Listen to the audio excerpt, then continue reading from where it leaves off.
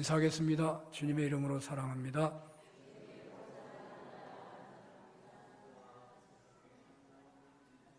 사무엘상 2장 27절에서 36절 본문으로 내가 엘리입니다.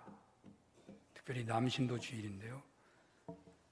내가 엘리입니다 라는 제목으로 주님의 말씀을 증언하겠습니다. 사무엘상은 사무엘의 역사에 등장하는 초기 부분에서 엘가나 가문, 엘리 가문을 극적으로 대비를 시킵니다. 오늘날 하나님의 말씀을 성경으로 보게 되는 세대에게 자녀 교육은 엘리같이 하면 실패하고 엘가나같이 하면 성공한다는 것을 보여주는 것처럼 보입니다. 성경의 독자들은 대체로 성공한 한나 사무엘 집안에 대해 주목을 할 것입니다. 저도 역시 그렇게 성경을 복원했습니다. 그런데 사무엘상의 초반부에서 엘리의 이야기는 실패한 이야기이기는 하지만 그 분량이 참 많이 나오고 있습니다. 불량한 엘리의 아들들의 행태를 자세히 드러냅니다. 저는 이 부분을 주목하지 않을 수가 없었습니다. 자녀 교육의 실패로 제사장 가문이 문을 닫고 새로운 인물이 등장합니다. 그런데 새로운 인물의 등장에만 관심하는 것은 성경을 일부분만 보는 것이 될 것 같습니다. 그래서 오늘 우리는 엘리 가문의 이야기를 중심으로 하나님의 말씀을 받게 되었습니다. 오늘날 한국교회는 침체에 들어섰는데 그 이유 중에 첫 번째는 아마도 제2세대의 신앙교육 실패라고 봐야 할 것입니다. 엘리 가문이 실패한 것처럼 한국교회는 실패의 길로 가고 있습니다. 서구교회는 이미 그 전철을 밟았고 한국교회는 바로 그 실패의 깊은 수렁 앞에 놓여 있습니다. 그렇기 때문에 사실 오늘 본문은 우리에게 매우 중요한 말씀이 되겠습니다. 성경 말씀은 내가 원하는 것만을 보는 것이 아닙니다. 성경 말씀은 주시는 대로 받아야 하는 것입니다. 아마도 보통 엘리 가문의 이야기는 사무엘 가문을 설명할 때에 단지 예화로나 취급했을 뿐입니다. 그런데 오늘 바로 엘리 가문의 이야기가 우리들에게 임한 말씀이 되었습니다. 하나님께서는 한국교회를 사랑하시고 산업교회를 많이 사랑하십니다. 침체되고 있는 현실에서 하나님은 매우 안타까워하시며 그 늪에서 일으켜 세우고시자 말씀하십니다. 침체의 늪에서 나오려고 하려면 우리는 침체하게 된 현실을 잘 알아야 합니다. 왜 오늘날 우리가 이렇게 된 것입니까? 결론부터 말씀을 드린다면 가장 큰 이유 중에 하나는 우리네 후손들의 신앙교육 실패라고 해야 할 것입니다. 자신은 잘 믿었는데 자신의 자녀들을 잘 믿도록 하지 못했다는 것입니다. 혹 자신의 자녀들을 믿음의 사람으로 세우는 경우도 있지만 그 자녀, 즉 손자, 손녀들을 신앙인으로 세우지 못했다는 것입니다. 손자, 손녀는 노인들의 면류관이라고 하는데 과연 그런 것 같습니다. 후손들을 신앙인으로 세우지 못한 이유는 무엇일까요? 오늘날 한국교회 어린이들, 학생들, 청년들이 급격하게 줄었죠. 어린아이들이 전체 인구 분포에서 줄기 때문이라고 말을 할 수 있을 것입니다. 틀리지 않은 말입니다. 오늘날 물질 문명의 발달로 교회에서의 신앙활동이나 교육은 세상의 놀이나 교육에 빠져있는 아이들에게 어필이 되지 못하기 때문이라고 말할 수 있을 것입니다. 교회 활동이 결코 세상의 활동이나 오락을 따라잡을 수가 없기 때문이라고 말할 것입니다. 역시 일리가 있습니다. 그러나 신앙이란 본질적으로 영생의 문제를 다루는 것이고 신앙이란 이 세상의 모든 것을 다 주고라도 바꿀 수가 없는 것입니다. 신앙이란 세상에서 느끼는, 보이는 것들과 비교 대상이 본래가 되지 않는 것입니다. 물론 세상에서 보이는 것, 느끼게 하는 것, 움직이게 하는 것 등으로부터 도전을 받기는 합니다. 사람이 세상에 발을 딛고 살고 있기 때문에 세상의 현실에 전혀 영향이 없는 것은 아닙니다. 하지만 본질에 가서는 신앙의 세계와 세상에 보이는 것들과는 비교 대상이 아닌 것입니다. 교회 역사를 보아도 그것을 알 수 있습니다. 17세기에서 18세기 계몽주기 시대에는 인간 이성이 만물의 척도였습니다.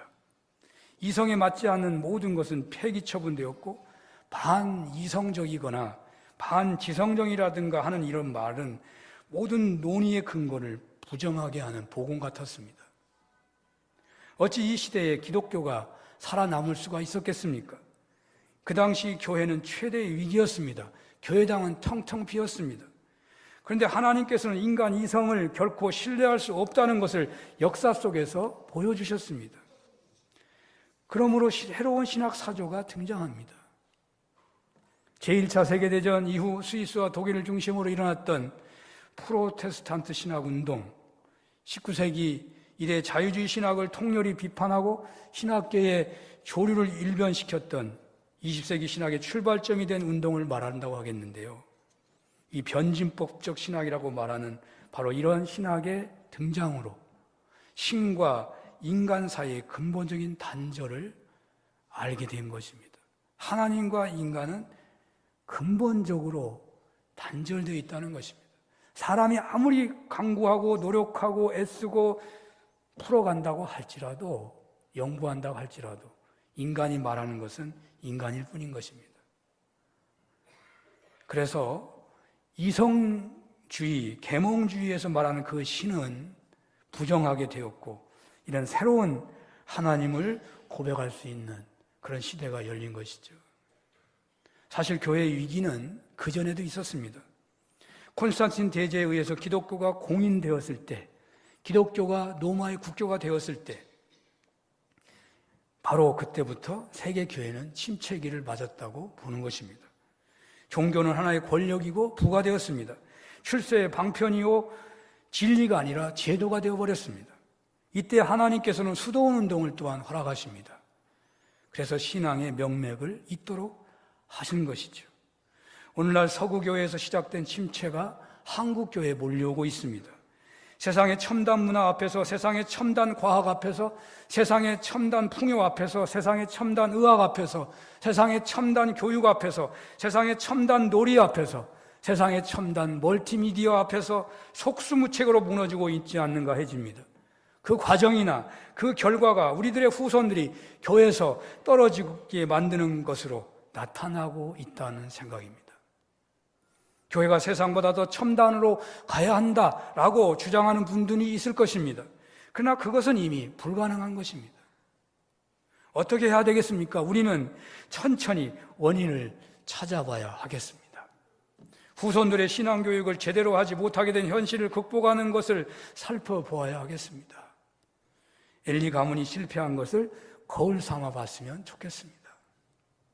보통 선생님들의 자녀들은 공부를 잘합니다. 선생님께서 미리 알려주셨기 때문이거나 공부 잘하는 어떤 은사가 있거나 여러 다른 이유가 있겠지만 별로 경쟁이 없었던 40년, 50년 전에는 그러했던 것 같습니다. 아마 목사님, 장로님들의 자녀들이 신앙생활을 잘하는 것도 별로 이상하지 않을 것입니다. 나중에 목사님과 장로님 자녀들이 어린 시절에는 가식적으로 신앙생활을 했다는 폭로 같은 고백을 하는 경우도 있기는 하지만 눈에 보이는 현실은 분명 신앙생활을 잘했습니다. 과거에 아버지의 권위는 대단한 것이었습니다. 그런데 지금은 다릅니다. 오늘 본문의 엘리 제사장의 시대는 아마도 우리들의 40년, 50년 전보다 더 보수적이라고 봐야 합니다. 아버지가 제사장이라면 아마 아들들은 아버지보다 더 할 수 있는 시대였습니다. 아버지는 어른이 되어서 어느 정도 융통성을 부릴 수 있지만 아들은 청년이기에 더욱 순수할 수 있는 것입니다. 사실 저는 청년 시절이 지금보다 훨씬 순수했습니다. 더 진실하고 더 정직하고 더 성실했습니다. 그러나 지금은 많이 융통성을 좀 더 나빠졌다고 봐야겠죠. 그런데 분명 세상은 그 시대도 그런 흐름이 있었을 텐데 어떻게 엘리 자식들은 그렇게 타락할 수가 있는 것입니까? 우리는 당시가 자기 소견대로 사는 시대여서 제사장직으로 살기가 어려웠고 그 직을 수행하는 데 세상 사람들로부터 존경받기는 고사하고 욕을 먹고 있는 그런 자리였기 때문에 일부러 만행을 저질러서 그 자리를 피하고자 했다 하는 그런 상상을 한 적은 있었습니다. 그런데 성경의 결론은 엘리 제사장 가문에 너무나도 가오가리만큼 심판이 임하고 있는 것을 보게 되면 그런 상상은 불필요한 것이라고 여겨집니다. 하나님께서는 엘리와 그 아들들의 죄를 묻고 있으십니다. 어떻게 하여 하나님을 가장 잘 믿을 수 있는 자리에 있는 가문이 하나님을 가장 경멸하게 해서 받게 되는 그런 하나님의 무서운 심판을 받는 자리에 있게 되는 것입니까? 오늘날 자녀들이 신앙을 떠나는 현실과 사무엘 상의 초기 역사에 나타난 엘리 가문의 자녀들의 형편이 똑같은 차원에서 비교될 수 있는 것은 아니겠지만 신앙의 대가 끊기고 있는 한국교회의 위기의 자리에서 하나님의 뜻을 구하는 자리에 있는 우리들에게는 적절한 계시의 말씀이 되고 있다고 믿습니다.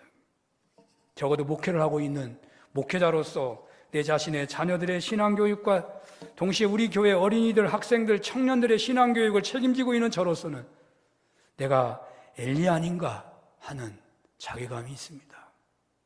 물론 자녀들의 신앙교육을 잘하시는 분들이 있습니다. 얼마나 부러운지 모릅니다. 그리고 참 감사할 일입니다. 그러나 대부분 그렇지 못합니다. 보통 걱정이 아닙니다.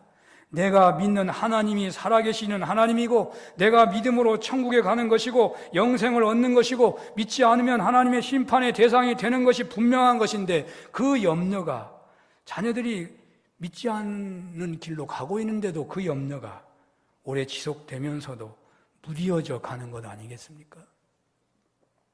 설마 하나님께서 어떻게 하시겠는가?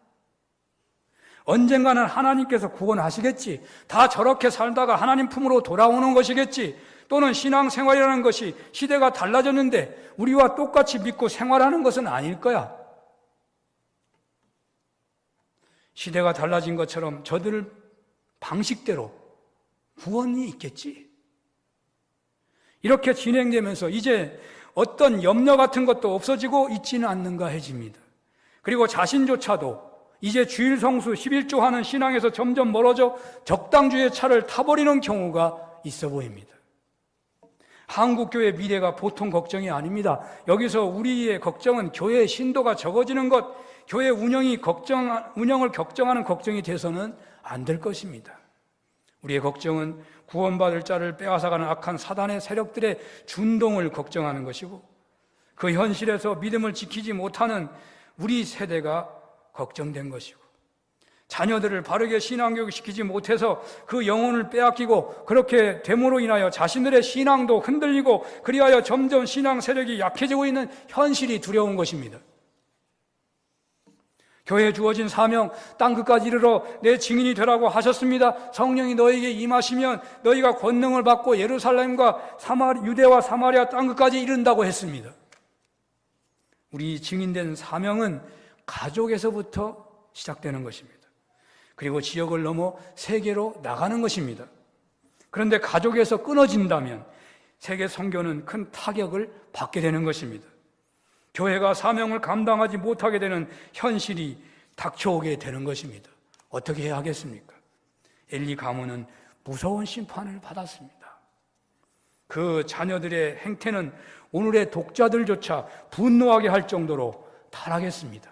아니, 성경에 기록할 수 없는 그러한 행동들을 그들은 저질렀습니다.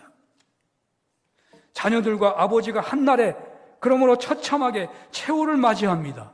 얼마나 무서운 내용입니까?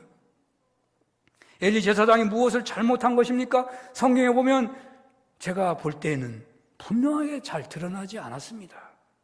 별로 잘못한 것이 없어 보였습니다. 아마 오늘날도 그럴 것입니다. 여러분들, 우리네 자녀들이 대부분 신앙교육이 바로 여러분 자신들처럼 잘 되었다고 할 수 없을 것입니다. 여러분들이야 대부분 자수성가했어요.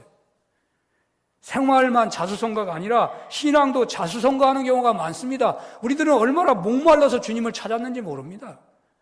그래서 훈련도 교육도 자발적으로 참여해서 신앙도 자수성가했습니다. 그러나 오늘날은 자수성가하는 시대가 아니기에 신앙도 자수성가하지 못합니다. 교육하고 훈련해야 합니다. 그런데 세상에서 살아남기 위해서는 그런대로 그런 훈련에는 우리가 관심을 갖지만 신앙적인 측면에는 소홀한 것이 사실입니다. 그런데도 사실 뚜렷이 잘못한 것이 별로 보이지 않아요. 그런 느낌 우리가 갖지 않고 살아갑니다. 오늘 엘리 제사장도 그렇습니다. 도대체가 잘못한 것 찾기가 어렵습니다. 오히려 자녀들에게 매우 인자한 모습으로 비칩니다. 사무엘의 스승이라고 할 때에 엘리 제사장은 스승의 역할을 그런대로 했다고 여겨집니다. 사무엘의 소명을 그대로 인정하고 받아준 사람이 누굽니까? 엘리입니다. 엘리 제사장의 사무엘 어린아이가 뭘 들었다고 찾아왔을 때 귀찮다고 막아버렸으면 어떻게 되겠습니까? 네가 뭘 안다고 그런 소리 하냐고 하면 뭐 어떻게 됐겠습니까? 한나에게 그는 적절하게 축복을 선포해 준 제사장이었습니다. 그런데 무엇이 문제이겠습니까? 성경에는 엘리 가문의 죄악을 심판하고 있습니다. 그렇다면 엘리 제사장의 죄악이 무엇인 것입니까? 사무엘상 12장에 보면 매우 특별한 사무엘의 설교가 나옵니다. 이스라엘 백성들이 왕을 구했고 사무엘은 극구 만류했지만 끝까지 왕을 구했기에 결국 왕을 세우게 됩니다. 그리고 나서 사무엘이 백성들에게 당부하는 말씀을 하는데 그 당부할 때가 마침 추수 때였습니다. 그래서 비가 오면 안 되는 때였습니다. 그런데 사무엘이 기도하자 비가 내렸다고 성경은 말합니다. 그 비가 내리는 것을 보면서 사무엘은 이스라엘에게 왕을 세운 것이 너희들의 죄악이었던 것을 분명히 전하고는 비가 내린 것 그것을 보여주면서 보라고 하면서 너희들이 왕을 구한 건 죄를 진 거야. 그렇게 말하면서 20절 이하에 이렇게 말씀하는 겁니다. 두려워하지 말아라. 이미 왕이 뽑혔으니까 두려워하지 말아라. 너희는 과연 이 모든 악을 행하였으나 여호와를 따르는 데에서 돌아서지 말고 오직 너희의 마음을 다하여 여호와를 섬기라. 21절 돌아서서 유익하게도 못하며 구원하지도 못하는 헛된 것을 따르지 말라. 그들은 헛되니라. 그리고 23절이 이렇게 말해요. 나는 너희를 위하여 기도하기를 쉬는 죄를 여호와 앞에서 결단코 범하지 아니하리라. 사무엘은 죄악을 범했지만 두려워하지 말라고, 이스라엘이 죄악을 범했지만 두려워하지 말라고 말하죠.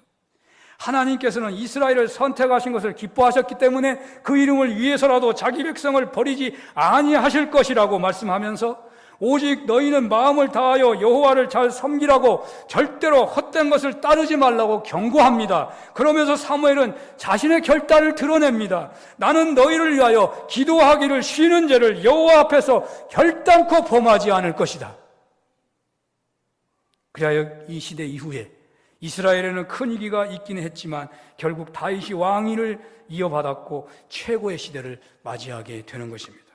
이스라엘이 오직 마음을 다하여 여호와를 섬기기로 결단을 하고 실천할 때에 제사장인 사무엘의 기도는 무엇보다도 중요했다는 말입니다. 이스라엘 백성들을 위하여 기도하는 것을 쉬는 것이 죄라고 말하고 있거든요. 그렇습니다. 여기 엘리는 아마도 기도하지 않는 죄를 범한 것으로 상상이 됩니다. 엘리도 분명 자기 자녀들에게 제사장직을 맡길 때에 여기 사무엘이 한 것의 모범을 보여주었을 것입니다. 사무엘은 사실 엘리에게서 이런 것들을 보고 배운 것입니다. 그리고 엘리 자녀들도 제사장의 거룩한 옷을 입힐 때에 분명코 이런 결단의 의식을 했을 것이고, 그리고 엘리는 기도하는 죄를 짓지 않겠다고 생각을 했거나 그런 말을 했을 가능성이 있습니다. 사무엘이 저절로 제사장이 되는 게 아닙니다. 보고 듣고 그것을 그대로 하는 거예요. 똑같이는 하지 않겠지요. 잘못한 것을 고쳐가며 했을 것입니다. 여기 사무엘의 행동은 엘리의 행동을 모델로 해서 반성적으로 시도하는 것이라고 해야 할 것입니다. 이 점에서 볼 때 엘리의 잘못은 아마도 기도하지 못한 죄가 가장 크지 않았을까 해집니다. 사무엘이 그 결단을 내릴 때 가장 중요하고 긴급하게 생각하면서 왕을 모시고 살아가는 그 시대에 그들이 정말 제대로 살아갈 수 있을까? 그런 염려 앞에서 그들에게 다짐을 받고서 사무엘이 한 말이 뭐냐면 내가 기도하지 않는 죄를 범하지 않겠다고 했다니까요. 엘리 제사장은 자기 아들들을 제사장으로 세우면서 그들에게 다짐을 했을 겁니다.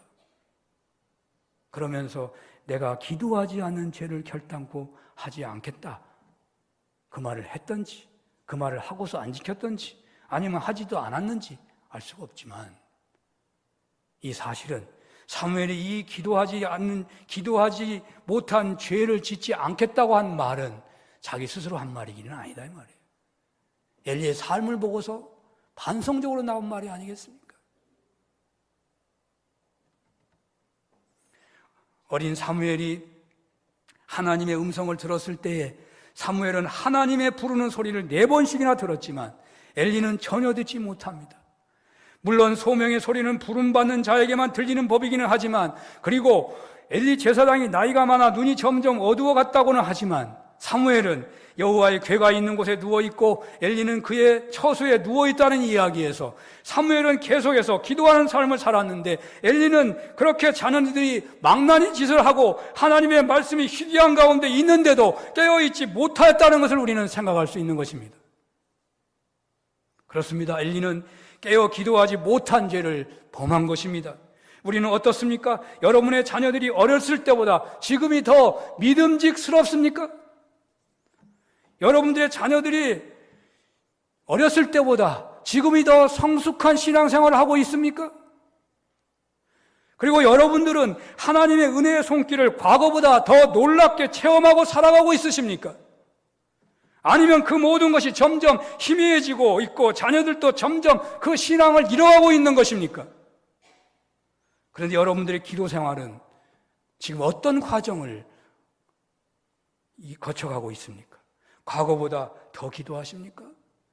자녀 신앙 훈련, 자녀들의 신앙 생활의 성패는 자녀들의 결단이 중요합니다. 그러나 또 중요한 것은 그 자녀들의 제사장인 바로 여러분들이 기도하지 않는 죄를 짓지 않는 것이 또한 중요한 것입니다. 우리 아이가 왜 이런지 모르겠어요. 내가 하나님께 무엇을 잘못한 것입니까? 이렇게 힘든 가운데서도 주일 성수하고 11조하고 살아가는데 하나님, 내가 무엇을 잘못한 것입니까? 오늘 주님께서 기도 생활을 지적하십니다. 기도는 호흡과 같습니다. 기도는 멈출 수 없는 겁니다. 그런데 우리는 기도 시간을 우리네 생활 형편과 관련을 짓습니다. 내가 바쁘면 안 해도 된다고 생각합니다. 내가 지금 더 급하다고 생각하는 일이 있으면 안 해도 된다고 생각합니다. 사랑하는 여러분, 부탁합니다. 세상이 바빠졌지만 기도 시간은 줄이지 마시기를 바랍니다. 여러분들이 신앙생활 속에서 누렸던 은혜의 삶을 살았을 때에 그 시간만큼 똑같이 기도하시기를 바랍니다. 왜 오늘날 어린이들이, 학생들이, 청년들이 교회에 없는 것입니까? 세상 문화가, 세상의 재미거리가 신앙생활을 압도하기 때문이니까. 신앙생활이 취미생활이라면 맞습니다. 그러나 신앙생활은 영적인 것입니다. 오늘날 어린이 주일학교, 성경학교나 수련회를 보면 옛날과 판이합니다. 저희 어렸을 때 성경학교는 일주일씩 했습니다. 성경학교를 준비할 때 반드시 그 날짜만큼 선생님들이 교회에 나와 철야기도 했습니다. 물론 오늘날 다들 직장을 다녀야 하니까 어렵습니다. 그러나 철야기로 못한다 하더라도 기도 시간 가질 수 있어야 하는 것입니다. 오늘 주님은 기도하지 않은 엘리를 지적합니다. 여러분들은 혹 엘리같이 살지 않으십니까? 저는 참으로 처절하게 저 자신에게 호소합니다. 기도하지 않는 죄를 짓지 않게 해달라고. 제가 엘리입니다. 제가 잘못했습니다. 여러분들에게도 이런 은혜가 있으시기를 축원합니다. 두 번째 엘리의 죄악은 무엇이겠습니까? 엘리 가문이 처참하게 심판을 받게 된 이유를 설명하는 구절이 오늘 본문 29절에 나오는데, 너희는 어찌하여 내가 내 처소에서 명령한 내 재물과 예물을 밟으며 내 아들들을 나보다 더 중히 여겨 내 백성 이스라엘이 드리는 가장 좋은 것으로 너희들을 살지게 하느냐는 말씀이 있습니다. 오늘 주님께서는 하나님보다 자녀를 더 중히 여기는 것을 죄라고 지적하십니다. 하나님보다 자기 아들들을 귀하게 여겼다는 것이 과연 무엇일까요? 엘리 자녀들에게 엘리는 분명히 경고했습니다. 하지 못하도록. 그런데 아들들이 하나님께 바쳐지는 것을 미리 빼앗아가지고 자신들이 먹어버리는 겁니다. 하나님께 바치는 것보다 자신들의 배를 채우고 자신들이 맛있는 먹거리를 챙기고 자신들의 물질을 챙기는 것을 내버려 두었기 때문에 결국 하나님보다 자녀들을 더 중히 여겼다는 것으로 책망을 받고 있는 것이에요. 오늘날 하나님보다 자녀들을 더 귀하게 여기는 죄악이 뭘까요? 자녀들의 학업에는 관심이 있는데 자녀들의 신앙생활에는 관심이 적은 것 아닐까요? 신앙생활이 다른 것보다 우선이 되지 않는다면 그 신앙생활은 사실 신앙생활이 아니고 우상숭배인 겁니다. 신앙생활을 생활에 급한 것보다 다음으로 여기는 것은 괜찮은 것처럼 보이지만 사실 신앙생활이는 언제나 근본적으로 우선을 요구하는 것이지 나중에 할 수 있는 것이 아닌 것입니다. 신앙생활이 우리 삶의 바쁜 것보다 나중이라면 그 신앙생활은 참 신앙생활이 아니고 그것은 우상숭배 신앙생활인 것입니다. 그런 모습을 보여주는 것이 바로 하나님보다 자녀를 더 중히 여기는 죄가 된다는 말이에요. 어떻게 이렇게 신앙생활을 해왔다면 그 사람의 자녀가 성장하여 더 바쁘게 살아가는 세상이 되어버렸는데 그들이 어떻게 신앙생활 할 것을 기대하느냔 말이에요. 지금은 더 바빠졌는데 주님께서는 하나님보다 자녀를 더 중히 여기는 죄에서 나오라고 말씀하십니다. 그리고 이 죄악은 무관심하고도 연결이 되는 것입니다. 무슨 말씀이냐면 자녀들이 여기 엘리 자녀와 똑같이 행동하지는 않겠지만 불신앙적인 행동을 할 수 있을 것입니다.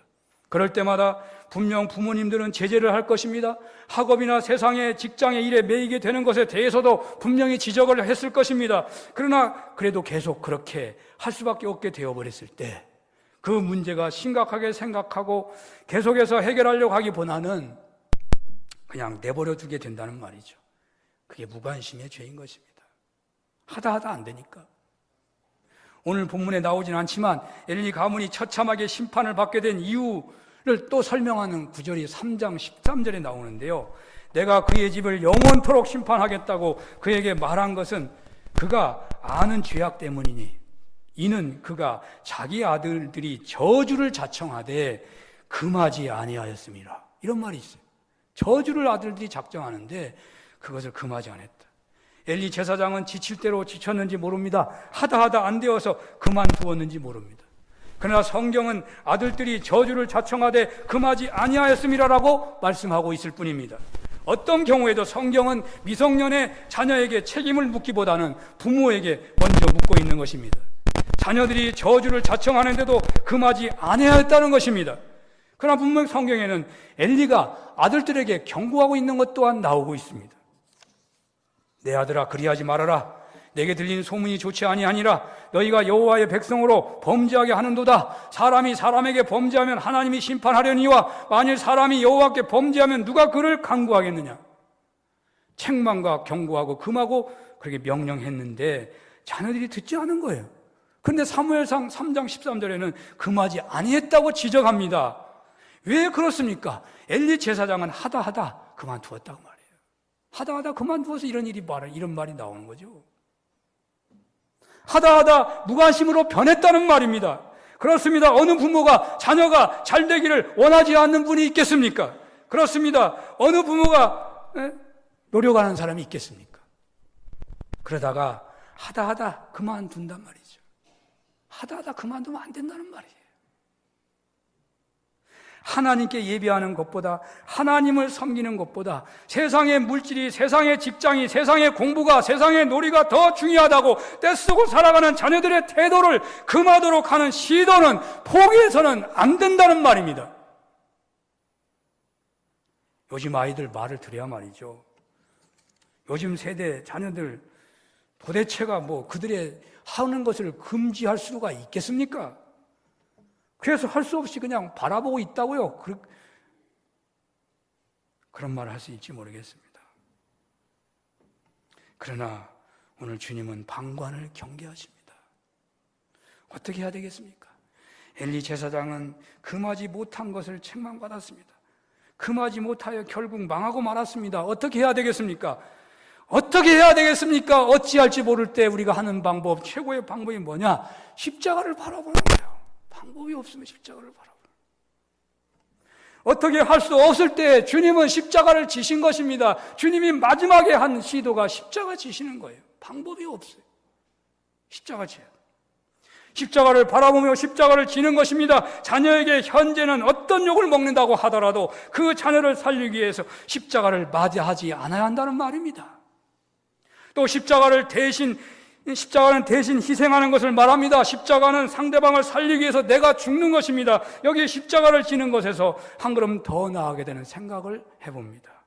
엘리 제사장의 세 번째 죄악이기도 하겠지만 반대로 자녀를 살릴 수 있는 방안, 바로 그 방안을 위해서 십자가의 길을 지는 길을 모색해 보려고 한다는 말입니다. 30절 하반절에 이런 말이 있습니다. 나를 존중히 여기는 자를 내가 존중히 여기고 나를 멸시하는 자를 내가 경멸하리라. 이 말씀 엘리 제사장이 아들들의 죄악된 행동을 지적하면서 네 자녀들이 그렇게 죄악을 범하게 되는 것은 네 아들들을 하나님보다 더 중히 여기셔서 그렇다는 말씀 다음에 주어진 말이에요. 아들들을 하나님보다 중히 여겨서는 결코 안 됩니다. 아들들을 하나님보다 더 중히 여기는 것은 하나님을 멸시하는 것이고 하나님께서는 바로 그런 자를 경멸한다는 것이고 반대로 하나님을 존중히 여기는 자를 하나님은 존중히 여기신다고 말하고 있는 것이죠. 여러분들 집에 오시는 손님들이 다양할 것입니다. 그런데 대체로 그 오시는 손님에 따라 행동이 달라질 수 있습니다. 그 손님이 들어오실 때, 와 계실 때, 떠나실 때 부모님들의 행동을 보면 그 손님이 귀한 분인지 아닌지 구분이 별로 어렵지 않습니다. 하나님을 존중히 여기는지 다른 것을 존중히 여기는지를 자녀들은 부모님들의 태도를 보고 익히 잘 배우게 되는 것입니다. 분명히 여러분들이 하나님을 존중히 여긴다면 여러분들의 자녀들도 하나님을 존중히 여기실 것입니다. 여기에서 저는 자녀 교육을 자녀하고의 관계에서만 보지 말고 하나님과 자신의 관계에서도 보아야 한다는 생각을 하게 됩니다. 하나님을 존중히 여긴다는 것은 자녀와 상관없는 가운데서도 나타납니다. 여러분들이 하나님을 진정 존중히 여기고 사신다면 여러분들이 제사장으로 있는 그 영역에는 성령님의 지배하는 역사가 나타날 것이고 결코 사탄이 시험하는 일이 없어진다는 말입니다. 오늘날 교회가 침체되는 가장 큰 이유 중에 하나는 교회 지도자의 타락에 있는 것입니다. 오늘날 가정의 자녀들이 신앙생활에 어려움을 겪는 가장 큰 이유 중에 하나는 부모님들의 신앙 침체에 있다고 봐야 할 것입니다.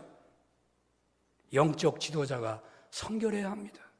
거룩해야 합니다. 하나님은 전능하시고 전지하십니다. 모르는 것이 하나도 없으십니다. 심령골수를 쪼개시고 아십니다. 그런 하나님 앞에서 가정의 신앙의 제사장이 그 마음에 음란을 품고 있다면, 그 마음에 분노를 품고 있다면, 그 마음에 속임수를 품고 있다면, 불만을 품고 있다면, 지저분한 생각을 품고 있다면 그것이야말로 신앙인으로서 하나님을 존중히 여기지 않는 것이 되는 것입니다.